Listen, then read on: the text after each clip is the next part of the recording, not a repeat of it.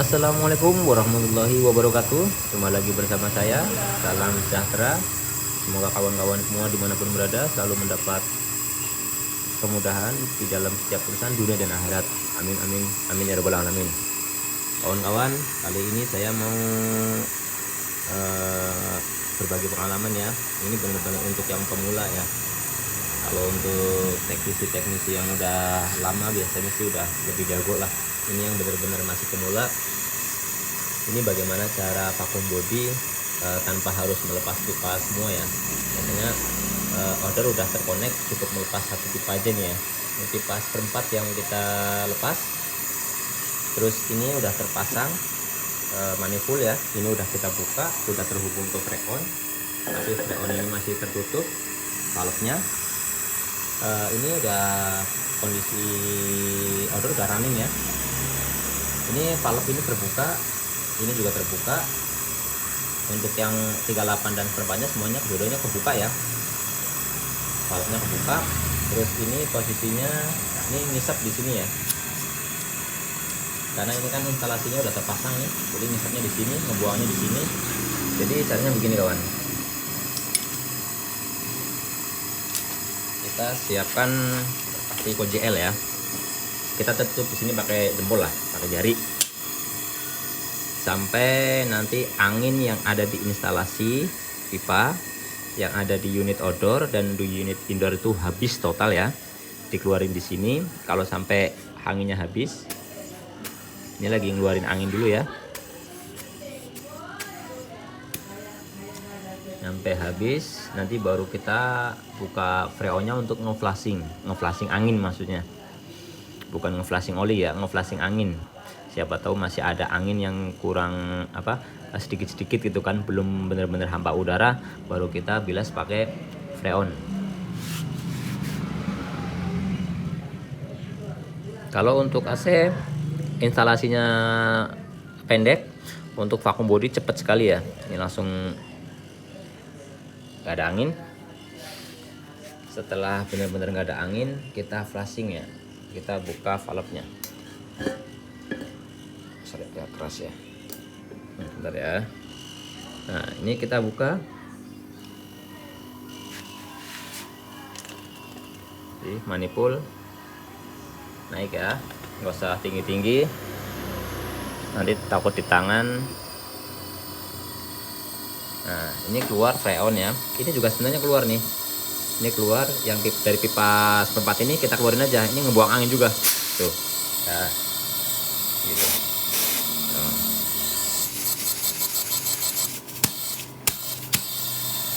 Biarkan saja seperti itu. Nyampe kita yakini kalau yang keluar itu udah murni freon ya, udah nggak ada angin. Kita tutup sebentar untuk memastikan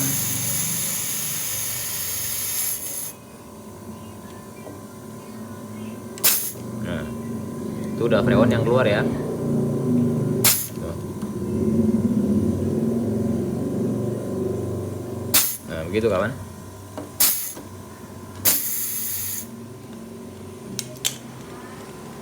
Setelah itu di freon pengisiannya segini aja kawan, jadi nggak terlalu kencang ya. Nih, jangan terlalu tinggi lah gitu, karena kita akan melepas pipa yang di sini nih kawan. Pipa yang ini nih, ini kan harus dimasukin nih, tapi ini tenang aja, ini nggak mungkin ngisap karena ngisapnya dari freon. Jadi ketika ini mau dilepas, freon jangan ditutup, biarin aja. Jadi secara otomatis dia itu nggak mungkin ngisap angin dari sini, tapi yang diisap freon. Malah ini keluar freon nih, tuh, ini keluar freon tuh. Nah, kalau mau dibuka sedikit lagi boleh, nggak apa-apa, sekalian buat melasing tuh.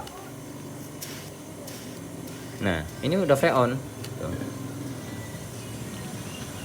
Tuh. Jadi kalau kita langsung masukin seperti ini nggak ada masalah, karena yang keluar freon.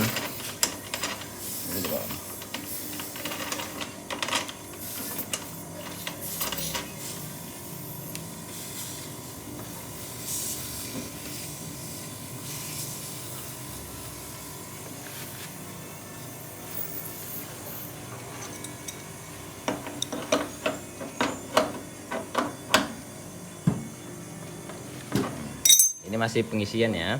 Kita buka, kita tutup valve kerannya di manifold, kita buka. Nah, kita buka. Oh, ini juga udah buka. Sorry, ini udah dibuka gitu ya. Nah, kita ngisi. Sorry saya lupa ini. Tadi kan ini emang nggak ditutup ini. Yang ditutup ini. Oh, ini valve-nya yang bermasalah berarti. Yang harus diganti.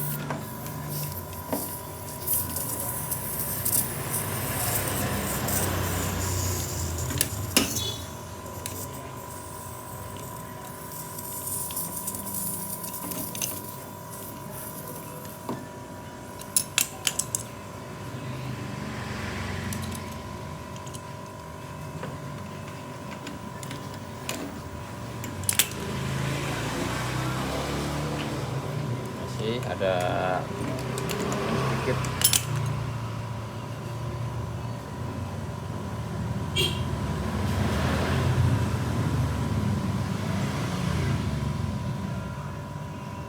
Dah, man.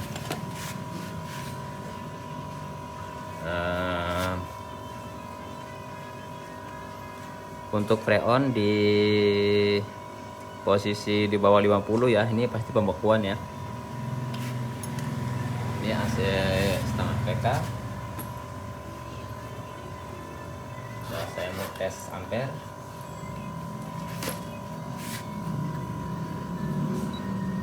Kita cek ampere 1,6. Kelihatan kawan ya. Ini sekitar sebentar ya.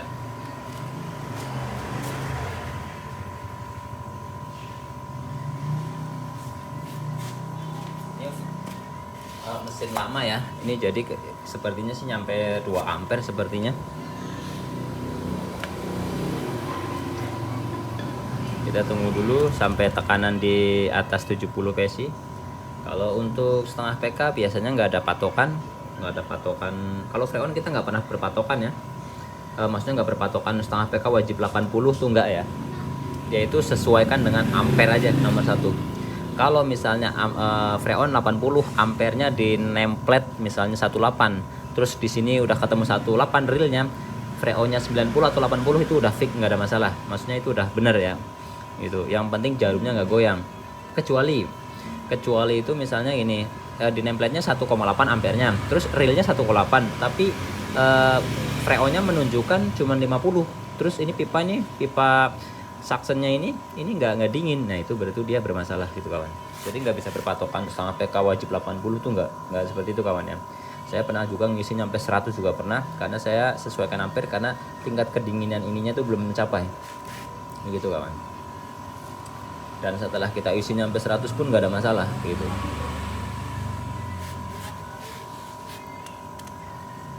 Ini sepertinya freonnya terlalu dingin, kita agak jengking itunya, tabungnya biar dia naik.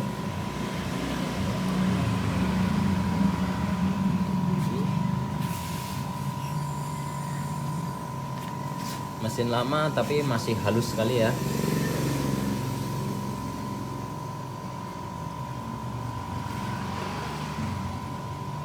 Jadi jangan pernah berpatokan sama freon, lebih ke ampere ya. Karena yang menentukan dia mau overload dan enggaknya itu di ampere dia begitu. Jadi kadang orang yang kalau misalnya yang udah kayak teknisi yang udah lama gitu kan, misalnya nih pas mereka nggak bawa analiser misalnya kan, harus ngisi freon adanya selang doang, yang penting dia bawa ampere, dia bisa berpatokan, nggak apa-apa. Yang penting saya buat pedoman ampere, terus kita pegang pipa hisapnya ya. Karena untuk AC 1 PK ke bawah kan hisapnya maksudnya antara pipa hisap dan pipa dorong itu dinginnya tuh hampir rata ya begitu. Beda sama pipa maksudnya AC 1,5 ke atas begitu kawan. Dia tuh harus punya patokan di pipa hisap ya.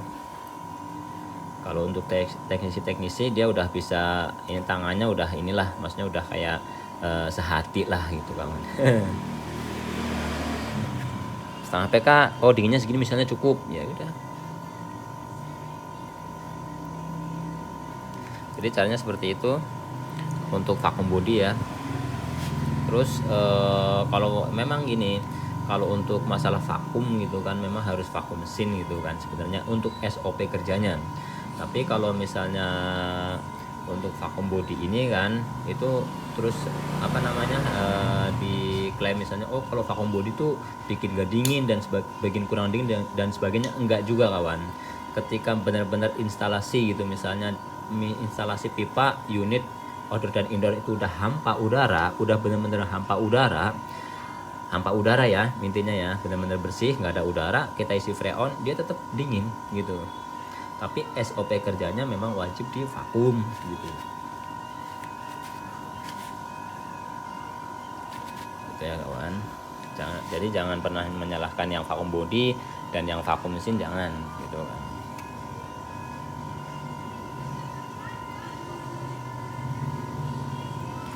Untuk instalasi yang terlalu panjang, over misalnya ya, untuk terutama AC besar itu memang wajib divakum karena dikhawatirkan gitu kan ketika kita ngeflashing atau misalnya kita ngevakum body ini, maka freon itu takut kurang bersih memang gitu. Tapi kalau saya pribadi pengalaman ya, pasang AC 2 PK-an gitu kan, untuk pipa itu 28 meter pokoknya hampir 1 roll itu nggak pernah saya flashing, nggak pernah tidak divakum mesin ya, hanya vakum body gitu kan, itu pun nggak ada masalah, dia dingin, ampere normal semuanya ya, normal dingin gitu. Karena waktu kita ngeflashing ngebuang freonnya tuh banyak juga gitu. Freon ini tuh tekanannya tinggi juga gitu. Kalau apalagi kalau R32 kawan, sorry masnya, R32 itu kan tekanannya tinggi. Ketika kita buat ngeflashing pipa gitu kan, itu bersih banget kawan, nggak perlu vakum body juga nggak ada masalah. Yang penting instalasinya kita vakum gitu untuk AC baru gitu kawan. Untuk pemasangan AC lama juga sama aja, ketika misalnya unit ini udah terisi gitu kan, udah terisi freon full ya kan, ketika misalnya kita harus flashing pipa, bisa posisi kran tutup semua kan, kran tutup ya, kita flashing bisa gitu. Nggak ada masalah. Jadi kalau misalnya mau flashing pipa itu seperti tadi, ini kran posisi tertutup semua kawan ya. Kita pasang manifold seperti ini, kita buka manifoldnya, ini kan dilepas di sini kan kawan. Nih, seperti tadi ini dilepas ya. Kita isi freon, ini freon kan keluarnya dari pipa ini kencang sekali kan. Pas kita masukin ke sini ke valve itu udah posisi freon kawan, udah nggak mungkin ada angin, udah nggak mungkin gitu. Untuk ampere 18 freonnya sudah menunjukkan di kurang lebih 75 PSI ya, 75 ini karena ini 50, ini 100 ya, kurang lebih di 75. Saya masih mau naikin lagi.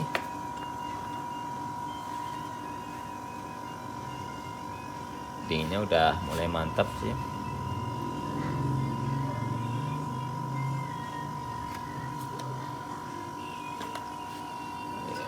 Tabung udah dingin sekali, jadi agak susah naiknya.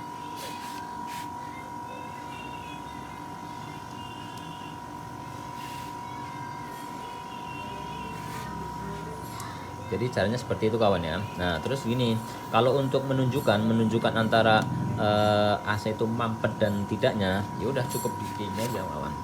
Ketika jarum manifold ini dia diam di satu tempat gitu, maksudnya di satu titik ini diam. Misalnya di tekanan ini 80 ya kawan ya, 80 diem, terus ampere juga diam 1,9 udah anteng gitu kan, ya udah berarti dia udah aman gitu. Kecuali kalau misalnya ampere masih naik turun, terus ini juga masih naik turun ya, naik turunnya tuh drastis, tiba-tiba naik ke 100, tiba-tiba turun, nah itu mampet ya gitu.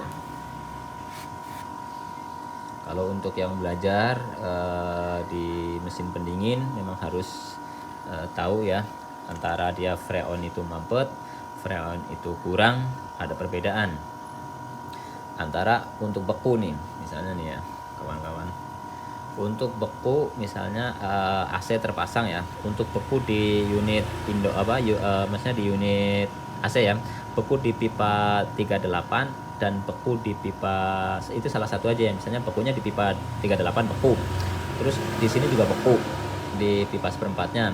Bisa jadi itu dari termistornya, terus atau misalnya dia itu dari terlalu kotor di indoor, atau kipas angin yang lemah begitu kawan. Karena saya pernah juga dulu pengalaman sekali ya kawan ya, dulu banget, tapi nggak pernah terulang lagi. Jadi gara-gara termostat kalau nggak salah ya, salah tempat itu langsung ngeblok semua, ngebeku gitu kawan gitu. Karena saya dulu masih belajaran gitu kan, jadi tukang saya gitu yang ini apa, yang nanganin, katanya cuman salah letak termostatnya doang. Saya juga nggak tahu lah. Yang pasti nyampe sekarang saya belum pernah ngalamin namanya beku semua, tapi gara-gara termostat saya belum pernah ngalamin. Yang ada saya ngalamin beku semua gara-gara terlalu kotor. Jadi angin yang ada di evaporator itu mengendap, nggak dikeluarkan ya, karena dia terlalu kotor. Jadi akhirnya ada pembekuan begitu. Terus sama kayak kalau mampet juga sama, atau pipa yang terlalu kecil juga sama. Pipa yang terlalu kecil bisa menyebabkan nyampe pembekuan karena dinginnya over, ada seperti itu. Terus untuk beku di, kalau untuk beku di pipa seperempat satu doang nih ya, itu udah pasti fix itu karena freon ya, karena freon kurang. Tapi kalau untuk pembekuan di dua titik ini, maksudnya dua pipa ini, pipa seperempat dan pipa 38, dia biasanya yang sering kita jumpai yaitu karena kipas lemah karena terlalu pelan ya, atau AC indoor itu terlalu kotor gitu kawan.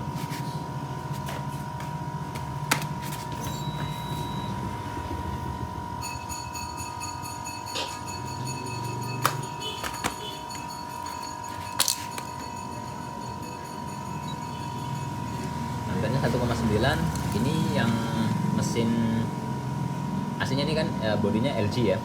Ini bodi LG yang kemarin saya bikin video juga.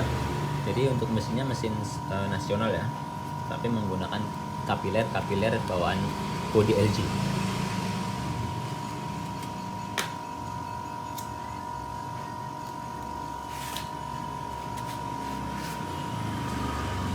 Hampir 1,9. Dinginnya udah jos. Seharusnya ini kalau feeling saya sih 2 ampere ya.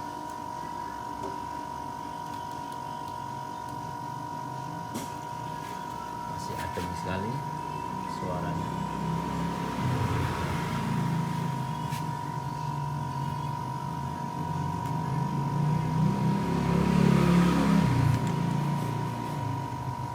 Untuk kawan-kawan nih, karena ini buat pengalaman, pernah pengalaman saya juga dulu waktu masih belajar ya. Jadi gini kawan, kalau untuk pipa maksudnya untuk AC AC 2 PK gitu kan, kenapa dia pipa ininya nih, pipa seperempatnya cenderung kurang dingin gitu ya kan. Karena dia desainnya begini, desain di evaporator itu kebanyakan pipa yang masuk itu dia menggunakan pipa ini nih, pipa setengah in atau pipa 58 kalau untuk 2 PK ya. Makanya ada juga yang kering total ya, maksudnya di sini kering total, apalagi AC besar seperti AC kaset. Seperti AC kaset, kenapa yang di sini tuh yang pipa seperempat ini kering total? Karena dia kapilernya tuh adanya di indoor gitu. Jadi untuk yang di pipa seperempat ini, keluar dari valve ini masih keadaan gas ya gitu.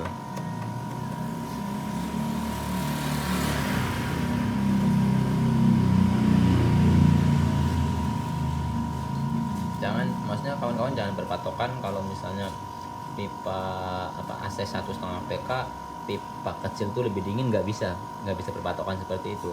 Berpatokannya tetap ke ampere ya. Nah kalau untuk yang 2 PK, ada yang pipa seperempatnya ada yang ikut dingin, ada yang enggak, itu enggak ada masalah. Yang penting pipa hisapnya itu dingin gitu kan, pipa hisapnya dingin, terus ampernya sesuai, freon juga menunjukkannya ya. Kalau untuk 2 PK ya begitu Pak. Ada yang 50 PSI ampere udah sesuai template, dinginnya udah maksimal ya ada yang misalnya freonnya 55, 60 PSI juga ada, nggak bisa buat perpatokan. Yang jelas jangan terlalu di bawah itu. Misalnya ya, kalau misalnya freon anggaplah standarnya misalnya untuk 1 PK nih ya, 1 PK 70 misalnya, 70 PSI. Terus tiba-tiba Freon baru diisi 60, Freon baru diisi 40, tapi ampernya udah menunjukkan sesuai di nameplate, terus ininya belum dingin, ya nggak bisa, berarti itu ada problem naik ampere biasanya gitu kawan. Naik ampere itu nggak selalu karena mampet kawan. Naik ampere itu bisa jadi ya karena kumparan dinamonya udah jelek, udah bermasalah lah intinya. Nggak selalu naik oli. Kalau naik oli itu biasanya ke mampet ya. Mampet juga sama, dia bisa bikin naik ampere, juga bisa bikin drop ampere gitu kalau mampet.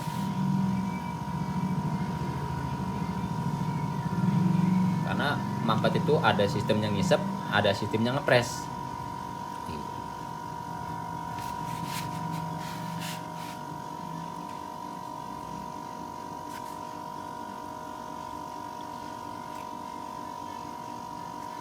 Caranya seperti itu kawan ya. Mudah untuk dipelajari ya kawan ya. Ini Freon udah menunjukkan 80, harusnya udah oke. Dinginnya udah mantap. Ini tadi sempat bocor, tapi saya mainin di valve-nya ini, di valve ininya nih udah nggak bocor lagi. Biasanya seperti itu kawan. Kalau saya dapetin ya ada valve yang bocor, dimainin aja gitu. Biasanya dia enggak sih. Yang penting pada saat dia dimatikan, dipastikan ini udah nggak bocor, udah aman gitu.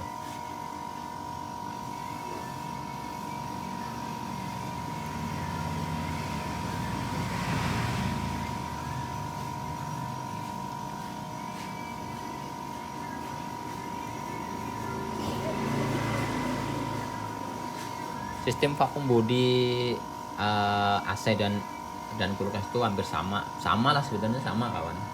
Cuman bedanya kalau AC kan ada valve ya, kalau di kulkas kan nggak ada, dia adanya langsung keluar di pipa kapiler ya.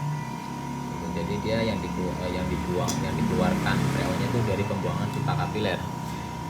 Beda sama ini ya AC, karena ada valve.